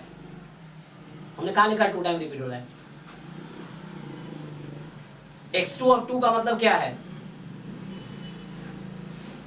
ये तो मैं भी कह रहा हूँ कि x बराबर 1 की प्रोबेबिलिटी 1/6 है, 2 की प्रोबेबिलिटी 1/6 है, 3 की प्रोबेबिलिटी 1/6 है। वहां प्रोबेबिलिटी की बात ही नहीं हुआ है इसमें कहीं भी। जो आपने भेजा है इसमें कहीं प्रोबेबिलिटी की बात ही नहीं हुई है। रैंडम वेरिएबल को प्रोबेबिलिटी से कुछ लेना देना नहीं है। प्रोबेबिलिटी को रैंडम वेरिएबल से लेना देना है, रैंडम वेरिएबल का प्रोबेबिलिटी से कोई लेना देना नहीं है। प्रोबेबिलिटी को रैंडम वेरिएबल से लेना देना है। रैंडम वेरिएबल का प्रोबेबिलिटी निकालते हैं। जब रैंडम वेरिएबल डिफाइन हो रहा है तो प्रोबेबिलिटी का कोई उसका जरूरत नहीं है। रैंडम वेरिएबल को डिफाइन होने के लिए प्रोबेबिलिटी की जरूरत ही नहीं है। अच्छा, तो यहाँ प्रोबेबिलिटी का कोई सेंस ही नहीं है। जी। अभी आपने कैसे लिखे sir, probability of x equal to 1/6, okay. हाँ, x की वैल्यू 1 होती है तो उसकी प्रोबेबिलिटी 1/6 होता है। हाँ, तो और 2 के लिए भी 1/6 है। हाँ, तो यहाँ पर जब हम रियल नंबर की x ऑफ 2 का जो मैं बता रही हूँ सर कि हाँ, x ऑफ 2 इक्वल टू 1 हो रहा है, ठीक है। मेरे अकॉर्डिंग मुझे ऐसा फील हो रहा है कि x ऑफ 2 इक्वल टू 1, उसकी जब प्रोबेबिलिटी हम सॉल्व करते हैं ना सर, तो वो प्रोबेबिलिटी अकॉर्डिंग तो 1/6 ही होगा, फिर हर एक की प्रोबेबिलिटी तो 1/6 ही है। तो आपके कहने का मतलब है रैंडम वेरिएबल का जो हमारे पास जो रेंज आएगा वो सिर्फ 1 आएगा। x of 1 is 1, x of 3 is 1, x of 4 is 1, x of 5 is 1, x of 6 is 1। ये तो रैंडम वेरिएबल का रेंज में क्या आएगा? रेंज ऑफ x क्या आया? रेंज ऑफ x ओनली 1 आएगा। तो ये डिजनरेट रैंडम वेरिएबल है। इसका मतलब x बराबर 1 की प्रोबेबिलिटी 1 आनी चाहिए। ये सपोर्ट हुआ ना, सपोर्ट क्या होता है? तो इसका मतलब x बराबर 1 की प्रोबेबिलिटी 1 आएगी। क्या ऐसा है? अगर आप जब ये बोलते हो रेंज ये फिक्स है, बोला रेंज क्या होता है रैंडम वेरिएबल का? जो सपोर्ट होता है। तो इस पे प्रोबेबिलिटी टोटल जो आएगी, जो सपोर्ट होता है उस पर टोटल प्रोबेबिलिटी 1 आएगी। तो x बराबर 1 की प्रोबेबिलिटी 1 होनी चाहिए। फिर तो डिजनरेट रैंडम वेरिएबल, किसी भी रैंडम वेरिएबल का सपोर्ट सिंगलटन सेट कब हो सकता है? जब वो डिजनरेट रैंडम वेरिएबल, सिर्फ डिजनरेट रैंडम वेरिएबल का ही सपोर्ट सिंगलटन सेट आएगा। क्या ये डिजनरेट रैंडम वेरिएबल है? ये number of outcome on the die? No no तो कहाँ गलती है? आप सोचो, आप कहाँ गलती है? वही मुझे समझ में नहीं। जब हम फेसेस ले रहे हैं तो सेम फेस ले रहे हैं ना, तो वही मुझे समझ में नहीं आ रहा था सर कि मैं डायरेक्टली 111 नहीं कंसीडर कर रही थी उसको। अरे एक बार बताओ मुझे, डिजनरेट ही आ रहा था। A die is tossed twice. X है sum of outcome। एक मिनट ध्यान दो आप, sum of outcome। मुझे बताओ x की पॉसिबल वैल्यूज क्या क्या है? अगर हम 2 से स्टार्ट होगा, दोनों का सम अगर हम करेंगे कहाँ तक? 12 तक आएगा। तो ये हर बार 1 क्यों नहीं आया? ये यहाँ भी तो डाई पे एक ही आउटकम 1 है, 2 एक बार है, 3 एक बार है, 4 एक बार है, 5। सम मेंशन कर रहे हैं ना सर हम वहाँ पर। अरे तो यहाँ भी तो सम ही है। आपको ये क्यों नहीं समझ आ रहा? यहाँ भी तो सम ही की बात कर रहा है। अब एक है तो कितनी बार जोड़ेंगे आप? यहाँ भी तो सम की बात कर रहा है वो। सम ऑन वन डाई, एक्चुअली ये तो वही है। अगर मैं ऐसा लिख दूं सम ऑन आउटकम और डाई, अब डाई को आपने एक बार फेंका है, करेक्ट होगा। यहाँ भी तो सम ही है। तो अब एक में सम करने का क्या ही मतलब होता है? इसलिए वो आउटकम लिख रहा है यहाँ पे। अच्छा, वही मुझे समझ में नहीं आ रहा था सर कि मतलब x 111 तो आनी चाहिए थी। आपको ये समझने की जरूरत है कि नंबर मतलब डेफिनेशन, ये इंग्लिश तो आपको लगता आता ही होगी। मेन इंग्लिश की बात है यहाँ पे कि आउटकम ऑन द डाई है, तो आपको बोल रहा है कि x की वैल्यूज क्या हो सकती है। तो ये आपको समझ आ रहा है, लेकिन ये ऐसा कैसे हो जाएगा? तो ये 1 रहेगा, ये 2 रहेगा, ये 3 4। आपको समझाता हूँ। यहाँ पे देखिए, यहाँ x करेस्पॉन्डिंग टू, अब यहाँ क्या लिखेंगे? आउटकम क्या होता है? यहाँ सैंपल स्पेस के आउटकम्स होते हैं। तो सैंपल स्पेस आउटकम 1 1 से लेके 6 6 तक है ये। सो x ऑफ 1 1 क्या है? x ऑफ 1 1 सम बोल रहे हैं तो 2 आएगा। हाँ रुको, अब आप 2 आएगा। पिछले क्वेश्चन में x ऑफ 1 क्या है? 1 ही है। तो वहां सैंपल स्पेस मेरा ये है, उस केस में सैंपल स्पेस ये है, तो 1 आ गया। x ऑफ 1 2 कितना है?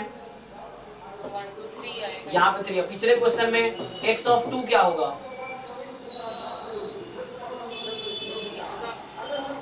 अब आपको समझना कि x है क्या? What is this x? x is a function. x क्या है? x वहां क्या लिखा था? और ये क्या लिखा है यहाँ पे? ये आउटकम ही है, यही आउटकम है। बता रहा है कि डाई पे 2 आया तो x की वैल्यू क्या होगी? अच्छा, हाँ सर। तो क्या होगी यहाँ पे? 1 या 2? हाँ, तो वो आउटकम ही दे रहा है आपको। जैसे यहाँ पे आउटकम दिया 1 1, तो 1 1 जब आउटकम है तो पूछ रहा है यहाँ पे सम क्या होगी? तो सम 2 आई है। और वहाँ आउटकम 1 है तो सम क्या है? तो 1 ही रहेगी। एक ही आउटकम, एक ही डाई है। वो आउटकम और सम का मुझे क्लियर नहीं था सर। हाँ मतलब कोई बात नहीं, आपको धीरे धीरे सीखोगे। ऐसे ही सीखना है आपको, प्रैक्टिस करो धीरे धीरे। यस। तो हो गया, इसने सॉल्व कर दिया, इसने सॉल्व किया, ये है ना? हो गया। हाँ जी भाई, हरिओम। हो गया सॉल्व तुम्हारा? ये मैं करूँ ये क्वेश्चन? हरिओम है? हाँ एसएन का कुछ प्रॉब्लम हो रहा है। वो एसएन का तो 1 निकल रहा है, वो ठीक है कि वो मतलब आंसर तो अलग ही आ रहा है। हाँ, आप अभी पहले आप डेफिनेशन समझो ध्यान से। आंसर अलग आ रहा है क्योंकि आप लोगों को आंसर अलग क्यों आ रहा है? क्योंकि आपको डेफिनेशन क्लियर नहीं है। ज्यादातर लोगों को डेफिनेशन नहीं आता है चीजों का। पहले चीज डेफिनेशन है। सिलेबस में जो जो वर्ड लिखा है ना, पहले तो उसका डेफिनेशन याद करो। आप डेफिनेशन याद करोगे, बहुत सारी चीजें आसान हो जाएंगी। होता क्या है, डेफिनेशन याद नहीं है, बहुत सारे थ्योरम्स आगे तक क्या क्या अप्लाई कर रहे होते हैं, चीजें डेफिनेशन पे, ये क्वेश्चन डेफिनेशन बेस्ड क्वेश्चन है। सो मैं अगर किसी से पूछूं Sn converges in probability to, for example मैं लिख देता हूं म्यू, या छोड़ो Xn लिख देता हूं, Xn converges in probability to mu, इसका क्या डेफिनेशन है, कोई बताओ इसका डेफिनेशन, कन्वर्जेंस इन प्रोबेबिलिटी का डेफिनेशन।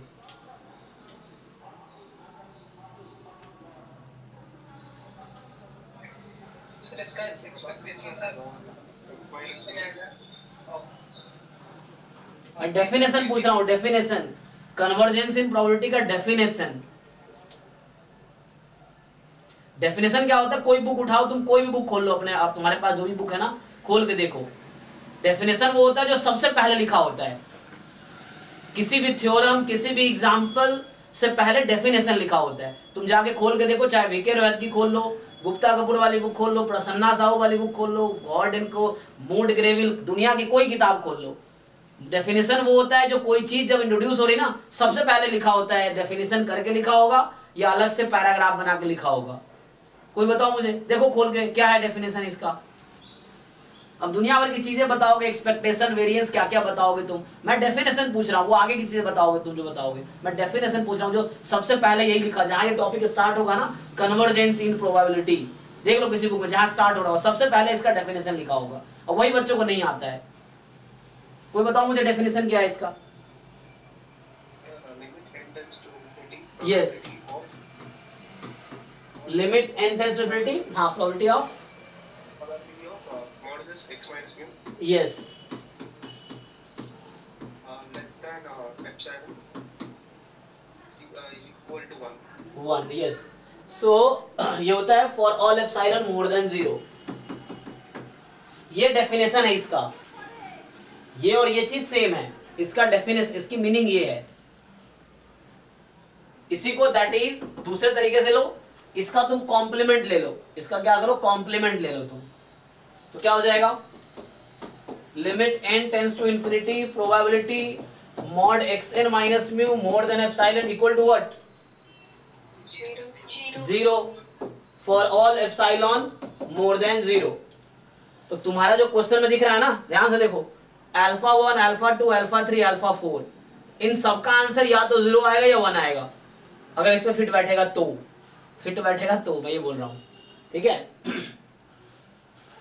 अगर इसमें फिट बैठता है डेफिनेशन पे, तो जो अल्फा 1, अल्फा 2, अल्फा 3, अल्फा 4 जो भी है ना, अगर इसमें फिट बैठेगा तो भी तुम्हें चेक करना पड़ेगा फिट बैठेगा कि नहीं बैठेगा। अगर फिट बैठता है तो उसकी वैल्यू या तो 1 होगी या 0 होगी, बीच की कोई वैल्यू नहीं आएगी। वो तुम्हें भी समझ आएगा, जहां लेस देन मोर देन का चक्कर है, जहां लेस देन 1 आएगी, मोर देन 0 आएगी, वो डिपेंड करता है कन्वर्ट कर रही है कि नहीं कर रही है, उसके हिसाब से। सर ये चेबीशेव इनइक्वालिटी वाले की तरह तो लग रहा है, की तरह लग रहा, वो है नहीं। चेबीशेव इनइक्वालिटी बाउंड देता है, चेबीशेव में लिमिट नहीं आता है ना, यहाँ लिमिट है। Yes sir. हाँ, जैसे सेंट्रल लिमिट थ्योरम में अभी हमने आज ही पहला क्वेश्चन किया है, वहां एक वर्ड यूज हुआ है, xn converges in distribution to, मान लो म्यू तो नहीं होगा यहाँ पे, अभी ठीक है, म्यू भी बोल सकता हूं मैं, कोई दिक्कत नहीं है, अगर मैं म्यू लिख दूं, चलो कोई मुझे जरा इसका डेफिनेशन बताओ।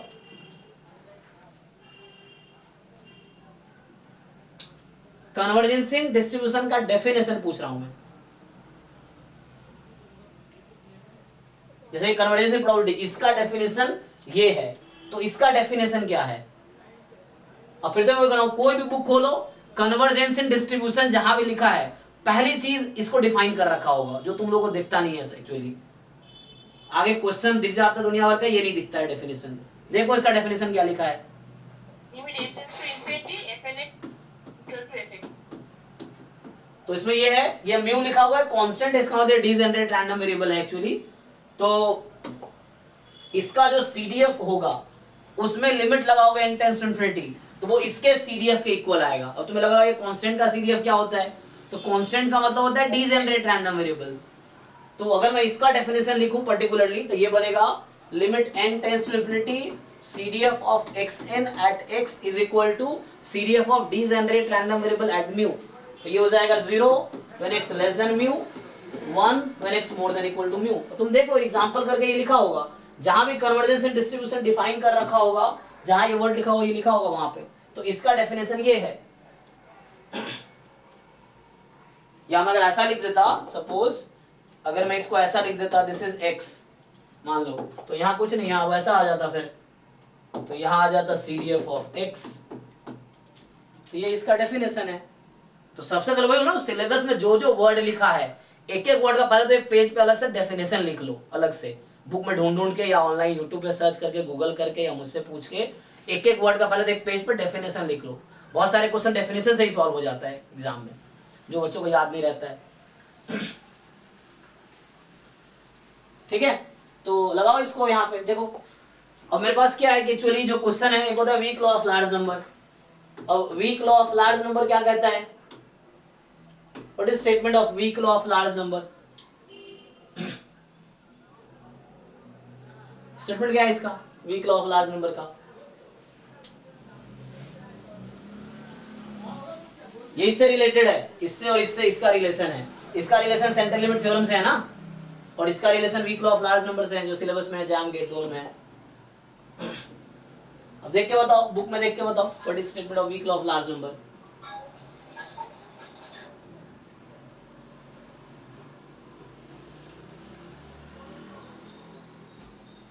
क्या होगा?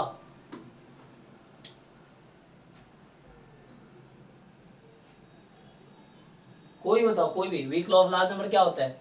अरे गूगल कर दो, बुक में देख के बताओ, किसी से पूछ के बताओ, समाओ। मेन समझना है, लिखा हर जगह है भाई, जिसको समझ आएगा वही एग्जाम क्वालिफाई करेगा। किताब में सारी चीजें लिखी हुई हैं, समझना है तुम्हें। हाँ बोलो sir. Limit n tending to infinity जी।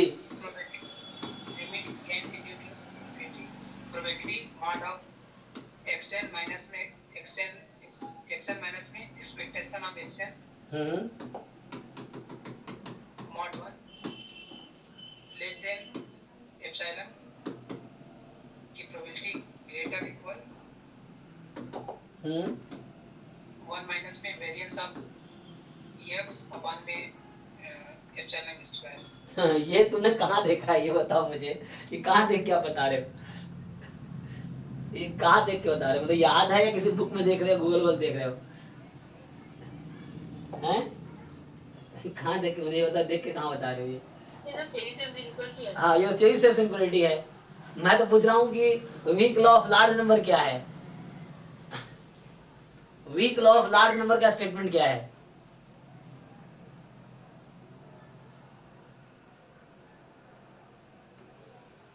बताओ भाई, weak law of large number क्या? ये उसी पे बेस्ड क्वेश्चन है, मैं बोल रहा हूँ weak law of large number use करूंगा मैं इस क्वेश्चन में। सिलेबस में है ना ये, देखो दिखा देता हूँ तुम्हें सिलेबस। तो पहले सिलेबस से पकड़ बनाओ, दुनिया भर का क्वेश्चन करना है, मटेरियल करना है, वही ना, दुनिया भर के कोचिंग के मटेरियल करने हैं, इधर उधर करने हैं, 10 डेफिनेशन याद नहीं करना है।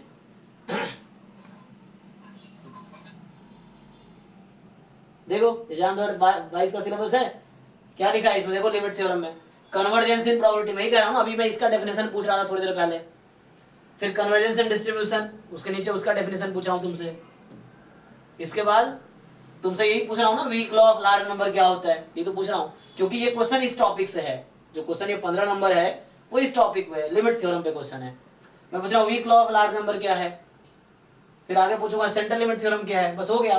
तो इस सेक्शन में 4 ही डेफिनेशन याद करने हैं, उसी पे सारे क्वेश्चन हो जाएंगे जैम वाले एटलीस्ट।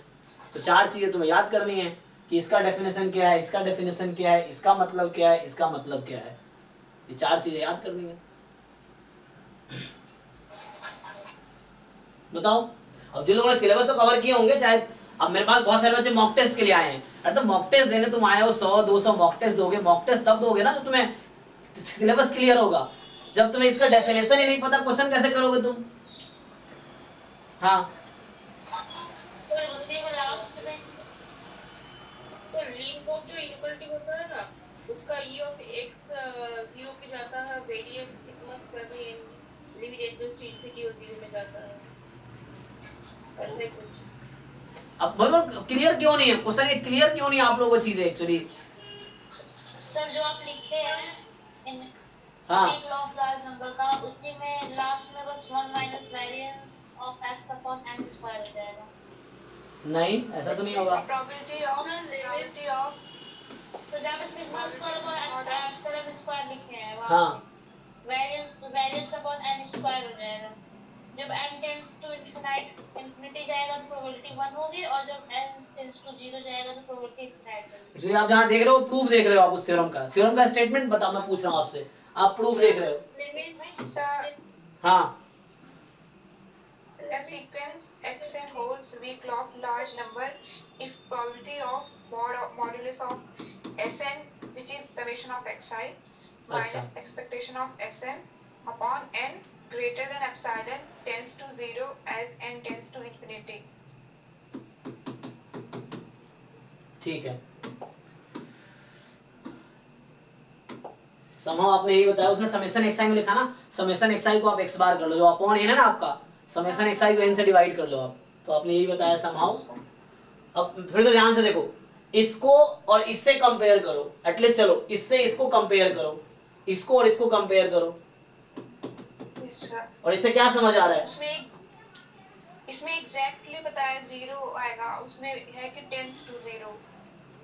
तो इतना घुमाना नहीं है, ये कहता है कि जो x बार है that converges in probability to ex, इतना ही मैं पूछना चाह रहा था आपसे बस। ये स्टेटमेंट है weak law of large number का कि sample mean will converge in probability to population mean, ये स्टेटमेंट है weak law of large number का, दैट्स ऑल। उसी का आपने डेफिनेशन बताए हैं, यही चीज है ना, जैसे इसका मीनिंग ये है तो वैसे जो आपने ये बताया इसका मीनिंग वो है, उसका मीनिंग ये है, तो आप सीधा ये बोलते काफी था कि जो सैंपल मीन है that converges in distribution to population mean, हो गया। ये statement weak law of large number का कि आपका एक रैंडम सैंपल है जिसका फाइनाइट मीन वेरिएंस है, देन उस केस में जो सैंपल मीन है, एक्स बार को सैंपल मीन बोलते हैं, तो x bar will converge in probability to population mean जो कि म्यू है, तो इतना ही तो है बस। इसी कन्वर्जेंस इन प्रोबेबिलिटी, फिर क्या इसका मतलब होगा? कन्वर्जेंस प्रोबेबिलिटी मतलब ये हुआ ना, ये चीज। हाँ, इसका क्या मतलब है? जैसे उसमें ये हुआ कि सैंपल मीन पॉपुलेशन मीन को कन्वर्ज करेगी। हाँ, यही चीज कंसिस्टेंट एस्टिमेटर है। आपको अगर कंसिस्टेंट एस्टिमेटर का डेफिनेशन किसी को याद हो तो क्या है डेफिनेशन? यही तो है डेफिनेशन कंसिस्टेंट एस्टिमेटर का। इसका मतलब ये है कि सैंपल नंबर्स अगर बढ़ाते जाएंगे तो फिर जो सैंपल का स्टैटिस्टिक्स जो है वो पॉपुलेशन, हाँ, मतलब ये हुआ कि sample mean is a consistent estimator of population mean, simple, और वो हमेशा होगी। एनीवे, अब टाइम अभी 7 to 9 बैच का टाइम हो गया है, तो अभी इस क्वेश्चन का सॉल्यूशन जो 15 नंबर आज 9 to 11 में करेंगे, ठीक है? तो 9 to 11 में जो क्वेश्चन रह गया जैम 2000, अभी जिन लोगों ने नहीं किया है 2023 का पेपर अभी ढंग से कंप्लीट करो, एक पेपर को नहीं तो 4-5 बार 10 बार करो, और देखो कहाँ डाउट है। जैसे मैं ये पूछ रहा हूँ तो तुम्हें ये क्लियर हो रहा होगा ना कि तुम्हें अभी नहीं पता है ढंग से कि weak law of large number क्या होता है। हाँ, कन्वर्जेंस इन प्रोबेबिलिटी और weak law of large number में डिफरेंस क्या है? कन्वर्जेंस इन प्रोबेबिलिटी एक डेफिनेशन, एक टर्म है, और weak law of large number एक थ्योरम है। तो weak law of large number जो है कन्वर्जेंस इन प्रोबेबिलिटी को यूज करता है। अच्छा ये बताओ, सेंट्रल लिमिट थ्योरम पता है आपको? Yes sir. वो क्या कहता है? Sir, x1 x2 xn are random sample from population, then limit n tends to infinity xn minus expectation of xn, sorry x bar minus x, हाँ ठीक है, upon root n tends to normal 0, 1 को tense tense थोड़ी करता है, फिर से आप गलत बता रहे हो, टेंस कहीं लिखा ही नहीं होगा बुक में। अप्रॉक्सीमेटली नहीं ढंग से देखो, वही तो बोलो, आप ढंग से डेफिनेशन क्लियर नहीं है।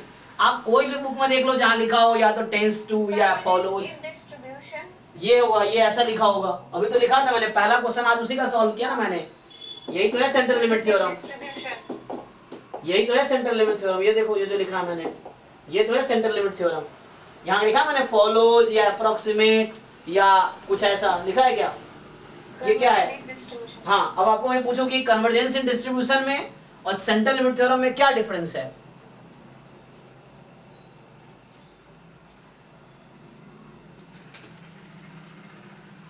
वही उसमें होता है कि नॉर्मल को ही वो कन्वर्ज करेगा, और कन्वर्जेंस इन डिस्ट्रीब्यूशन में। अच्छा, सीक्वेंस का कन्वर्जेंस पढ़ा है आपने? सीक्वेंस का कन्वर्जेंस पता है ना, सीक्वेंस का, अरे पढ़ा होगा ना सीक्वेंस का कन्वर्जेंस। जैसे 1/n सीक्वेंस कहाँ कन्वर्ज करती है? अरे सीक्वेंस, सीरीज नहीं, एक तो ये भी कंफ्यूज है। 1/n सीरीज कन्वर्ज नहीं करती है, 1/n सीक्वेंस कन्वर्ज करती है। हाँ, 1/n सीक्वेंस कहाँ कन्वर्ज करेगी? 0 पे। तो वही जो कन्वर्जेंस वहां रियल नंबर के लिए पढ़ रहे हो ना आप, वही कन्वर्जेंस हम प्रोबेबिलिटी में रैंडम वेरिएबल के लिए पढ़ रहे हैं। तो ये जो कन्वर्जेंस इन प्रोबेबिलिटी है, ये एक सीक्वेंस ऑफ रैंडम वेरिएबल है, और हम ये चेक कर रहे हैं कि वो सीक्वेंस ऑफ रैंडम वेरिएबल किस रैंडम वेरिएबल पे कन्वर्ज कर रही है इन प्रोबेबिलिटी। अब उस टर्म को डिफाइन किया गया है, तो उसका डेफिनेशन है। अब हमें एक रिजल्ट दिया गया है कि जो weak law of large number वो एक रिजल्ट है ना। हमारी लाइफ को आसान बनाने के लिए बताया गया है कि जो सैंपल मीन है वो हमेशा कन्वर्ज करेगी in probability to population mean. तो वो एक थ्योरम है, एक पर्टिकुलर केस हो गया। और कन्वर्जेंस इन प्रोबेबिलिटी एक टर्म है जिसको डिफाइन किया गया है।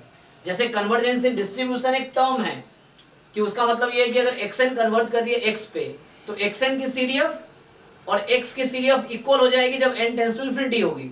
ये डेफिनेशन हुआ कन्वर्जेंस इन डिस्ट्रीब्यूशन का। अब सेंट्रल लिमिट थ्योरम ये कहता है कि x बार माइनस म्यू अपॉन में सिग्मा बाई रूट n, ये जो रैंडम वेरिएबल है इसका CDF स्टैंडर्ड नॉर्मल के CDF के इक्वल आएगा। कब? जब n टेंड्स टू इंफिनिटी होगी।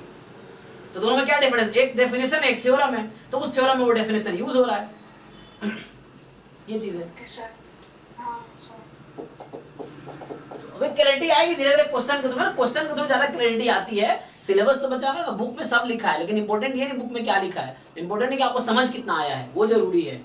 तो समझ जितना ज्यादा आएगा क्वेश्चन आप उतना क्विकली सॉल्व करोगे। सो एनीवे टाइम काफी ले लिया मैंने, तो अभी 7 to 9 बैच में वो थ्योरी कंटिन्यू करते हैं। और ठीक है, तो जो डाउट रह गया 2023 वाला वो अभी 9 to 11 में आज करते हैं बाकी। चलो थैंक यू।